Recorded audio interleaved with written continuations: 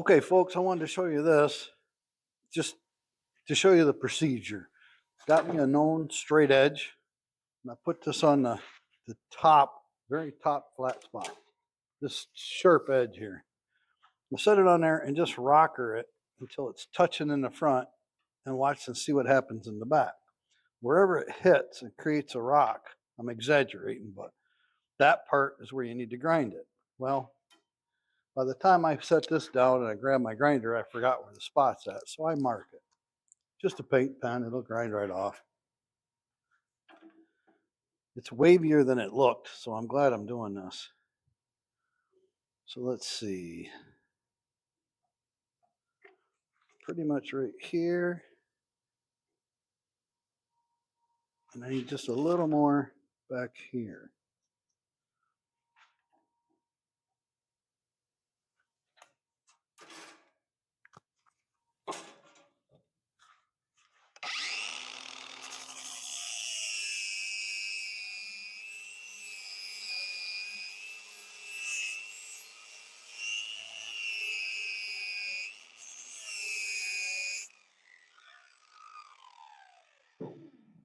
Now you guys saw me grinding back here where I've never welded.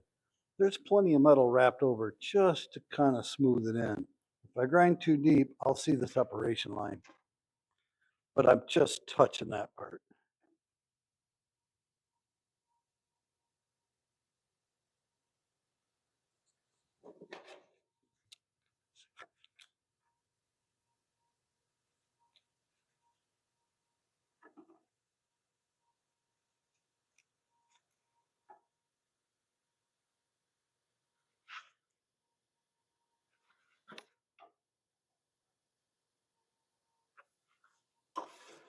Getting close, fine tuning.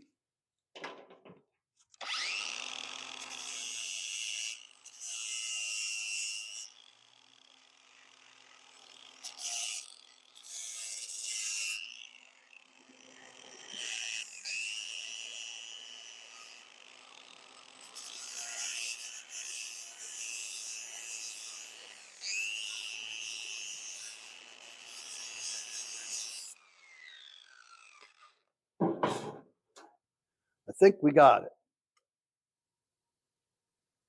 Oh, no, not quite. Whoa.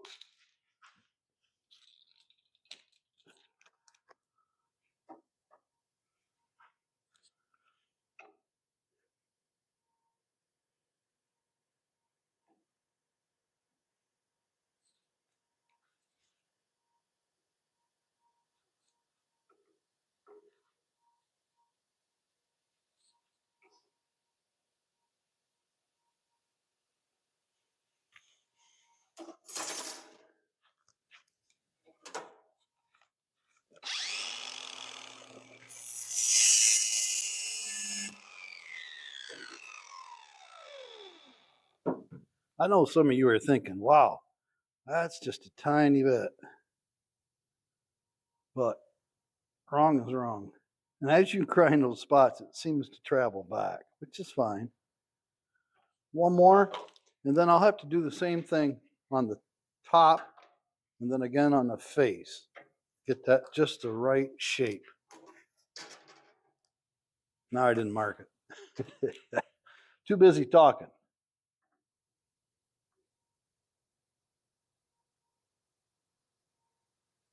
It's close.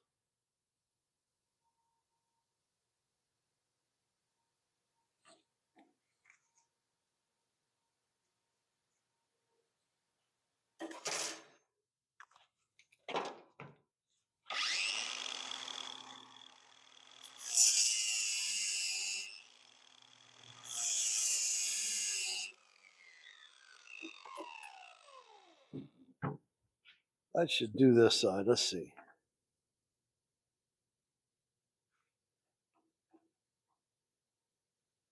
Boy, oh boy.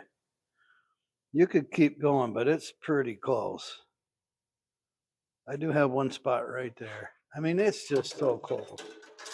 Was at that mark.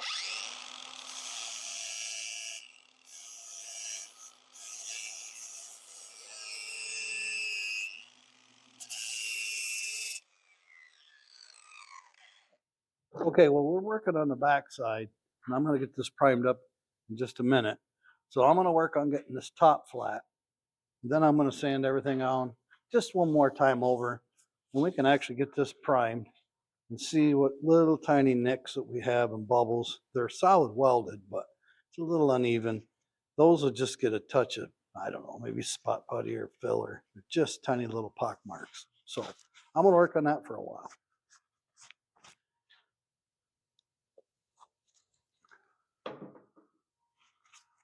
I guess I could have left my microphone on my hat, but I thought I was going to take it off a few times.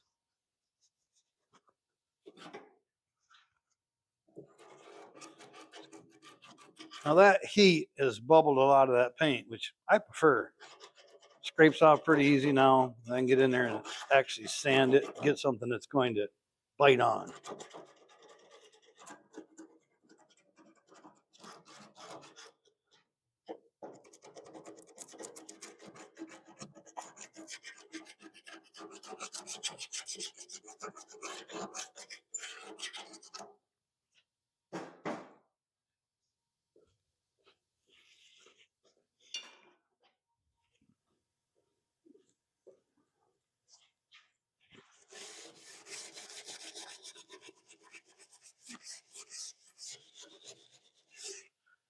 Unfortunately, I got to do some body work in here because of the old and new paint. I'm trying to strip it down a little better, but this is somewhere nobody looks. But if you don't do a nice job, you'll regret it. You'll know. The owner will find it and know.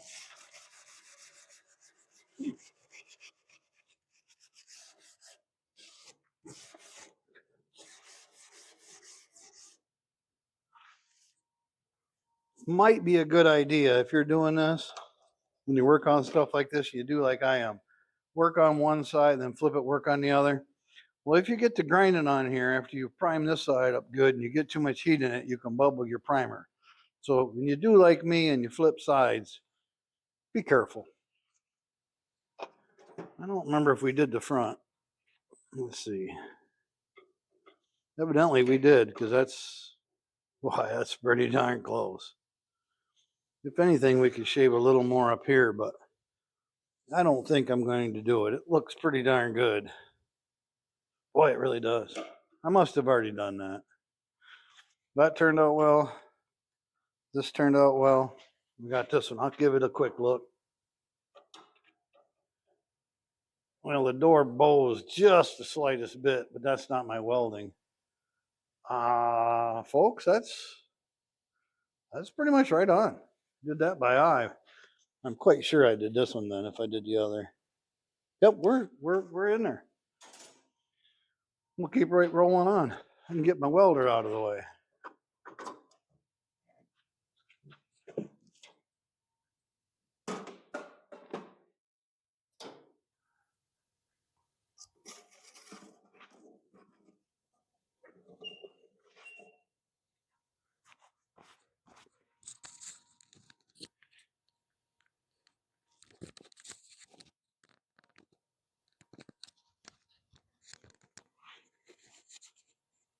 This seems to be the best spot for the microphone. Is the only reason I keep putting it there. And I don't knock it off. I might just round that edge a little.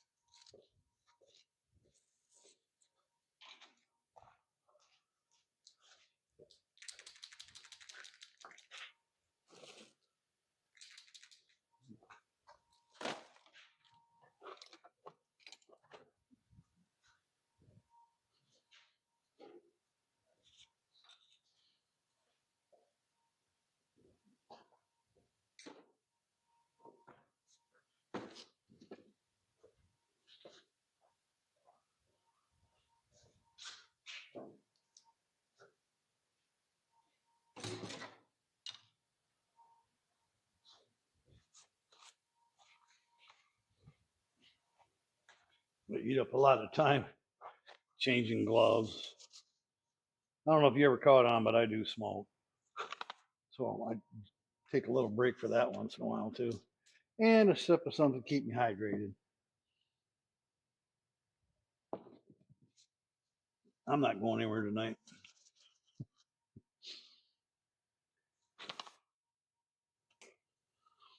Now the fun part, sanding. I think I've got most of it done.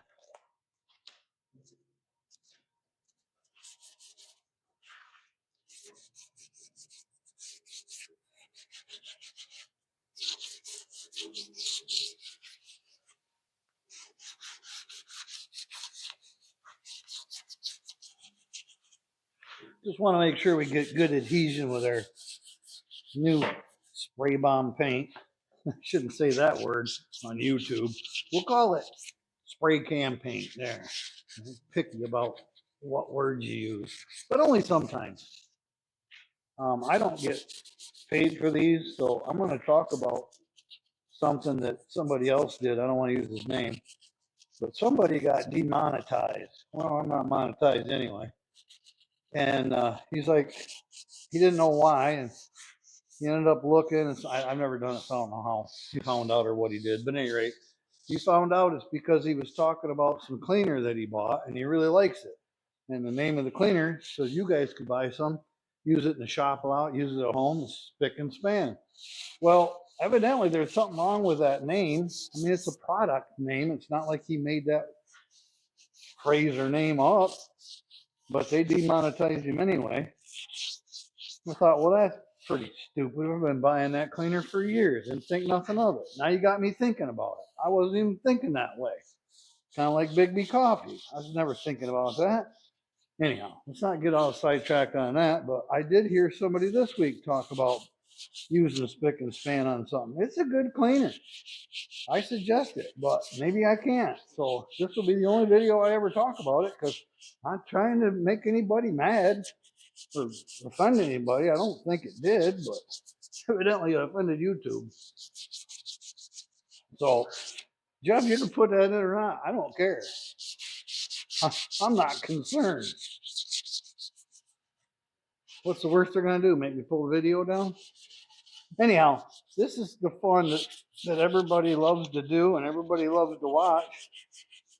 Just a lot of this stuff that I'm sanding right now is factory things. I can see it. It's like a weld that the paint's it's kind of bumpy because of that weld. They never sanded it down.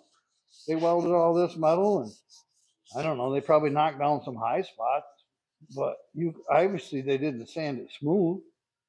You know, I got a little right there's a little weld spot showing through. So of course up here I bumped it with the grinder. That didn't help anything. Again, nobody's ever gonna look up here.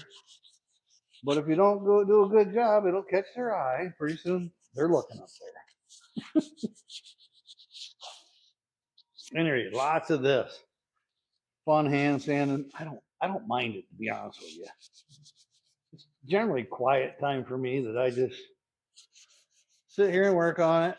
I listen to the radio sometimes. I'm not a big radio person. I don't care a whole lot for this modern music.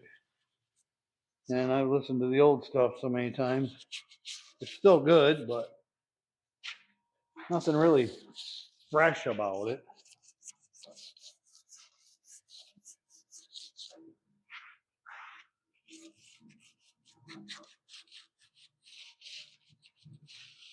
Find some chips when you do this sometime.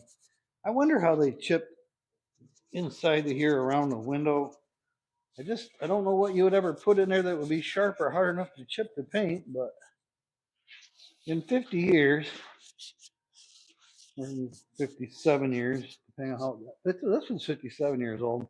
You'll find it, so don't be surprised by it. That groove is going to be a pain. I might take a wire wheel and push down in there and see if I can get all that paint out. Because that's just a spot that's going to be really hard to get to. I might have to run a power sander on that. Yeah, let's do some of that.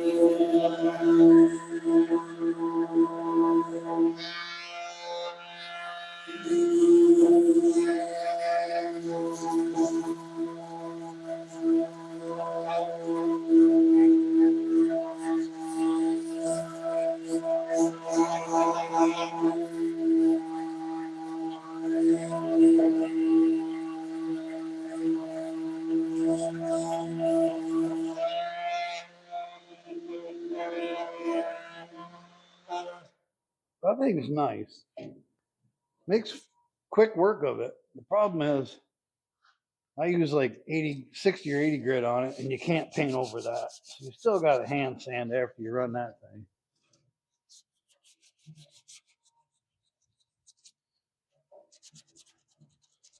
Don't worry, after I prime it, I'll see a bunch more to do.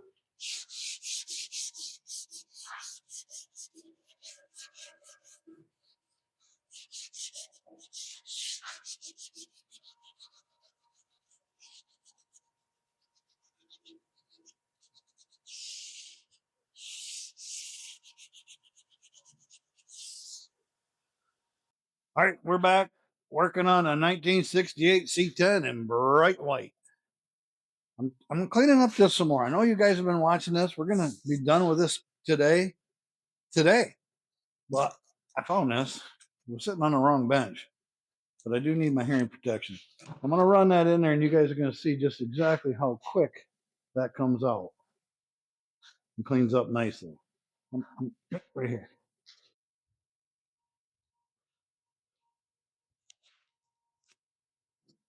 Little noise.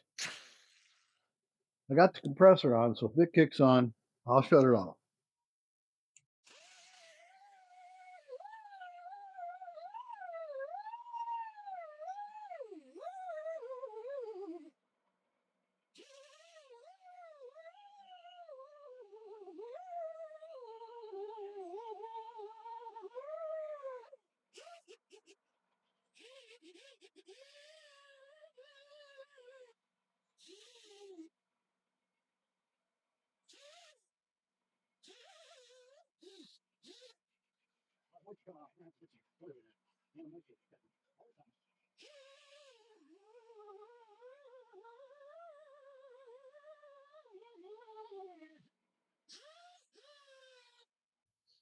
Okay, that certainly didn't take long.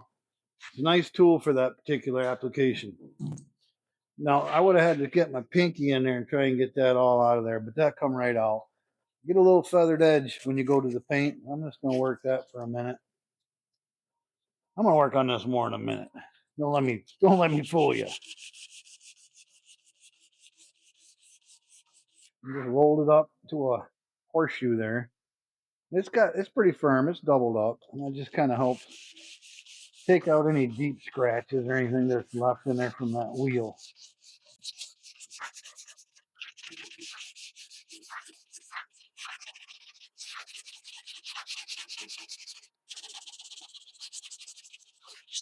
I think we're looking pretty good now. Well, I know it doesn't.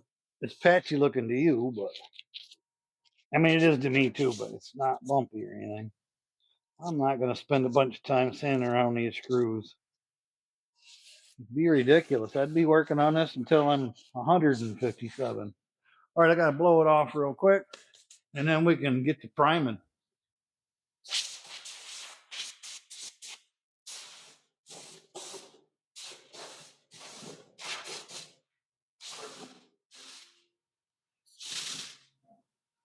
Well, that's pretty much it. No, that's probably loud, but Now I got to wipe her down and shake up some cans of primer. And we'll get going on that here in a few minutes. Okay, let's get this wrapped up. I went around this and just found any little shiny spots of bare metal. And I touched that up with some self-etching primer because, you know, rattle can things. And then I couldn't stop myself. I went ahead and went around and just cut in any of the tough spots to do and did the jams. I thought I'd bring you guys back just to finish it off. I'll probably do 2 coats. No, I'm going to do 1 because this is a sealer. And we're going to do some more sanding and stuff off camera. And if I have to touch up again, I'll probably put a top coat of this on. I like to make sure it's sealed good so the paint don't flake and it doesn't rust. So let's knock this out. We'll be done with the door for the day. Done with this side. Can't wait to see the other side. I haven't seen it in months because, well, later. Later has arrived. That I don't do a lot of painting without masks and my filter running, but just this little bit with you guys will be fine.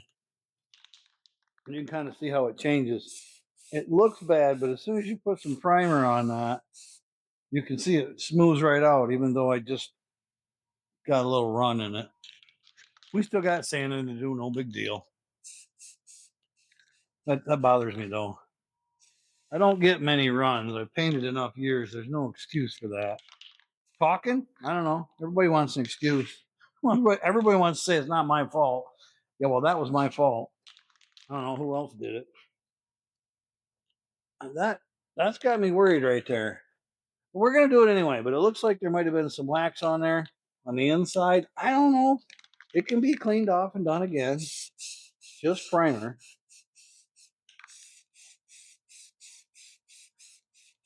Fish eyes. That's what I was trying to say.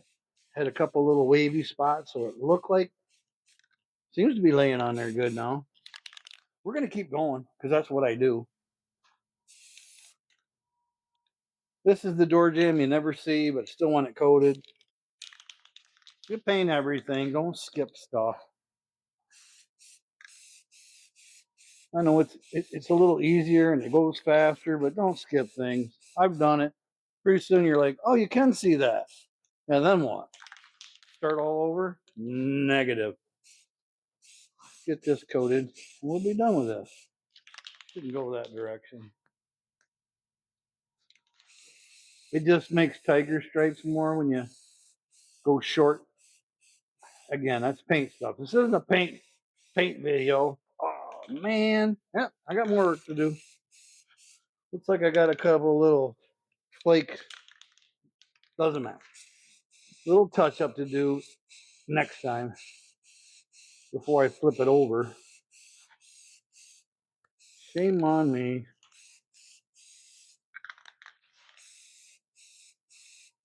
Just so that doesn't happen with paint. You start getting runs in your paint and those little cracks and stuff that show where you didn't sand it good. That's a problem once you get your paint on. I better quit. You know why, right?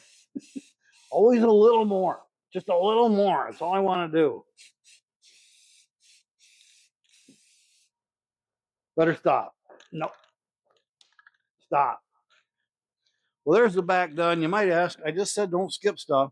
No sense in spending a bunch of product on this part. It's already covered. Yeah, a little shiny spot there. It's already covered. It's going to have a door panel on it. It's going to have plastic covering it so the wind doesn't blow through. He's probably not driving in the winter anyway, but it's one of them things that just takes a minute to put some plastic in there. Helps the air conditioning, helps the heat.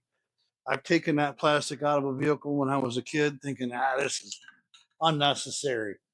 The next time I drove it, it was winter. I could feel cold air coming in that door panel by my thigh and a little bit around my back. It was incredible how much air goes through these doors. And I don't know where it gets in at, but I put the plastic back. These never had plastic, but again, this takes a minute. Well, that's it for the door. We're going to move along to something else, and I'll be back with you guys. It'll be 2 seconds, I'm sure. Or maybe next week. Who knows? I got the undercoating done in here. I brushed it in as far as I could get, all the way up into all the corners. Unfortunately, you can't see. And tar coat at the same time, even with a flashlight, which I got right here handy anyway. So when I got done brushing what I could get and looking and brushing some more, I go in afterwards while it's still really wet and I have some tar in a can, undercoating, sticky stuff, and I just with a flashlight touch up any areas and soak it into whatever nooks and crannies I couldn't get to. So it's coated really good on the inside. I've got it right to the folds with the pinch overs, we don't have pinch welds, whatever they call them, all the way to the bottom. And I'm leaving it like this so everything can just kind of settle in flat rather than picking the door up. Tomorrow I'm gonna flip this over and I'm gonna get started on the top, which I think will be fun. I'm tired of looking at the back of this door inside. And then over here, I've got all these etched and primered and everything. These are for the green truck. We'll get back on Avalon Green, the air conditioning. All right, folks, I got the door flipped over because the other side's all primed and good to go.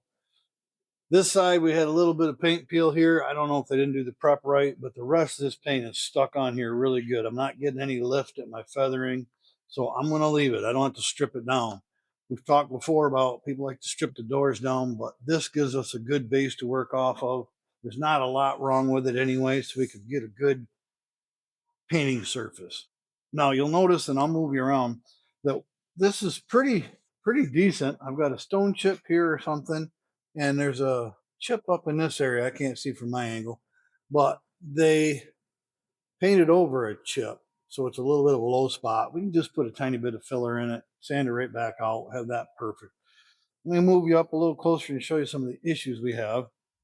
So again, I talked about how this paint was flaked off here, but I've got it feathered in really nice, very smooth. I don't think there's any issues there. But you'll notice down here is a spot that's not, there's a little tiny bit of metal to the center, but that's the primer they used before the white paint they used. And then whoever painted this never primed it. They just painted right on the white paint. That might be why they had this lifting. If they didn't get it sanded down good like I have. Now this is just the first sand over. You can see there's some places here that aren't sanded good enough to be painted. It's just a little texture if you can't see it. And that's, excuse me, that's the shiny from the paint and the texture of their paint. They didn't lay it down as smooth as I like, but they did use a quality paint, so we're good there. These spots are high spots. What I did, I haven't blocked this out. I just run a power sander on it first to get the shine and the top. I don't think this wasn't two stage, but just the shiny part off so we can get something to stick with it. So I got just a touch of a low spot right here. There's a high spot here. You can see I blended. I almost might leave that. This is a factory door, by the way. This is not a remanufactured door. A little bumpy here still. I can feel those things. But that is so smooth. I have a feeling it's when they stamped around that it caused that to be just a little high. And I'm going to have it right there better than original. That I might leave alone. We'll see after I get my first coat of primer on. This end's the same thing. I'll move you one more time to show you some details here. But this is interesting because on this end we have metal primer, white and gold, or yellow, whatever you want to call it. On this end, I see I've got down to the metal. There's that red oxide primer, which would be the factory primer. Then we have blue. So this must have been a blue door at one time, and the people who painted it white took off most of the blue on that end. But that blue stuck fine. We never had an issue. Then we go into the gray, which is the primer before the white. We have the white and the gold. So what I'm showing you there is this door rolls off on this corner.